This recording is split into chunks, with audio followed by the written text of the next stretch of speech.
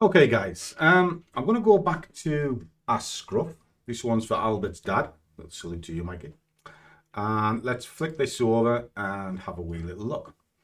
Hello, Gary. I'm going to start a 30-day challenge using more methodology. Very good. It's a very good place to start.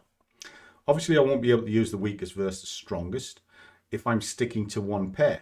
I'm going to touch on that because that's a good thing to bring up.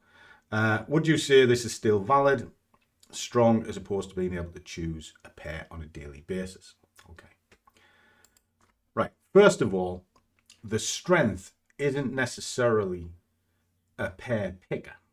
What it tells you is which pairs are the strongest on the day and the weakest on the day. And if that happens to be your pair, you can get a gauge of where it is. That's what the strength is. Goes backwards and forwards like this. So if you only ever trade pound JPY, you can see where the pound is in the scale compared to where JPY is in the scale.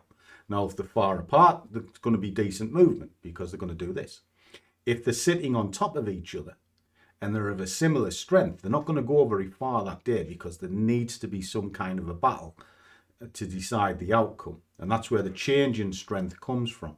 Because you can look at the change of strength, where if both change of strengths are very similar, then it is ranging, it's not going far.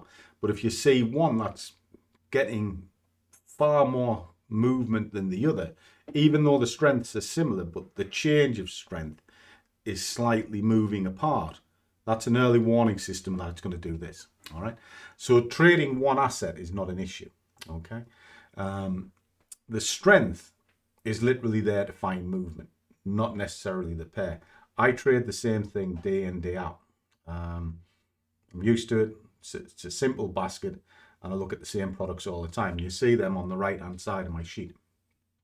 Now, as to what you're looking at, the 30-day challenge is an excellent way to build confidence in your strategy, but build confidence in yourself, because it makes you wait for the perfect setup.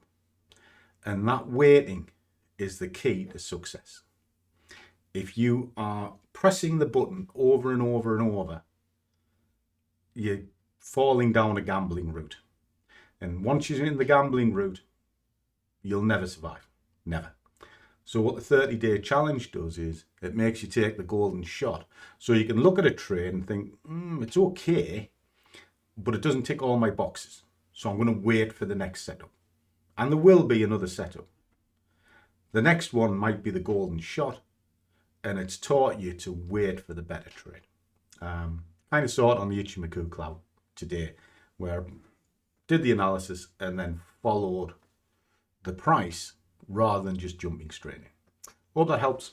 Catch you soon.